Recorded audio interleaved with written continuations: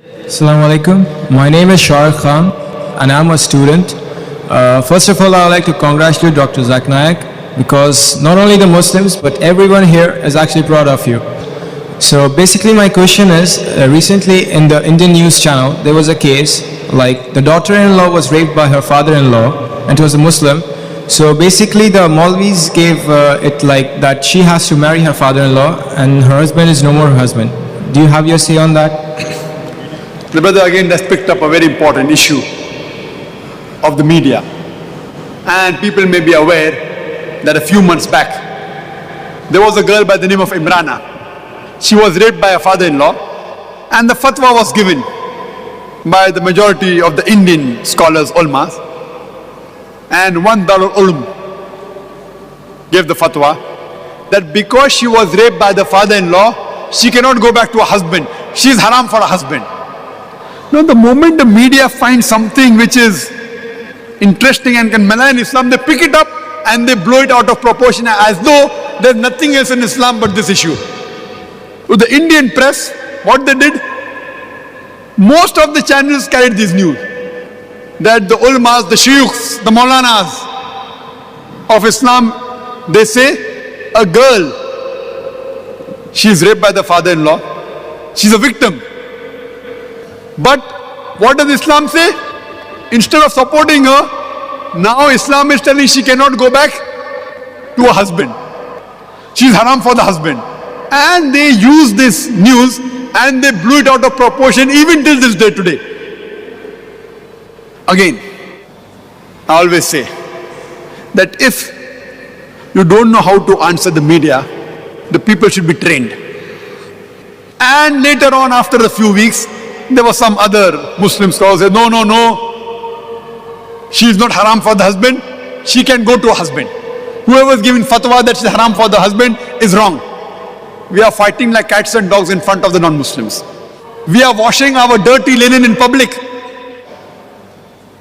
The joke is that both the groups of scholars are quoting the same verse of the Quran to give a fatwa. The group of scholars who say that she is haram for the husband, they are quoting a verse from the Quran from Surah Nisa, chapter number 4, verse number 22, which says that you cannot do nikah with the woman who your father has done nikah with. Now in Arabic, nikah has got two meanings. One meaning is marriage and the other meaning is sexual intercourse. And you ask any Arab who is well versed with Arabic, he'll tell you yes, nikah has got two meanings. One is marriage, the other is sexual intercourse. Now this first group of scholars, which are in majority belonging to a group of Darul Ulum, they take the meaning of nikah as sexual intercourse. So if you take the meaning of nikah as sexual intercourse, the verse of the Quran says that you cannot have sexual intercourse with your sister. You cannot have sexual intercourse with your paternal auntie, with your maternal auntie, and you cannot have sexual intercourse with that woman who has had sexual intercourse with your father. So based on this, they say that father did sexual intercourse with the woman, now that woman cannot do sexual intercourse with the son, therefore the husband becomes haram.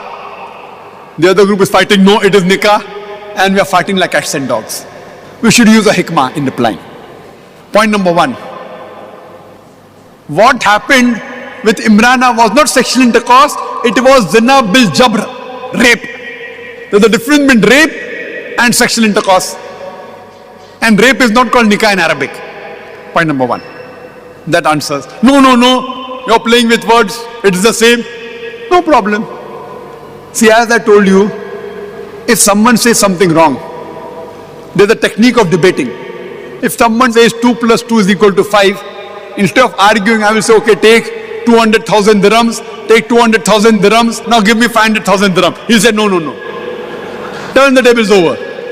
So when I was asked this question, I told that I agree with you for sake of argument, that nikah means sexual intercourse. So the verse of the Quran would read that you cannot have sexual intercourse with your sister, with your paternal auntie, with your maternal auntie, and with the woman who has had sexual intercourse with your father. That means Quran gives permission, you can have sexual intercourse with your neighbor woman, with the woman on the street. They said, no. I said, why?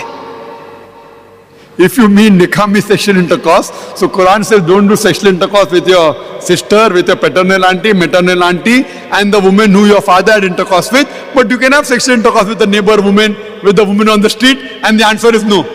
So the right meaning is nikah means marriage, which reads you cannot marry your sister, you cannot marry your paternal auntie, your maternal auntie, and you cannot marry the woman that has married your father. But surely you can marry the neighboring woman. You can marry the woman on the street. So with hikmah, without fighting who is right, you give this, and no ulama will ever say that you can do sexual intercourse, zina, with a girl on the street. So use your hikmah and the problem is solved.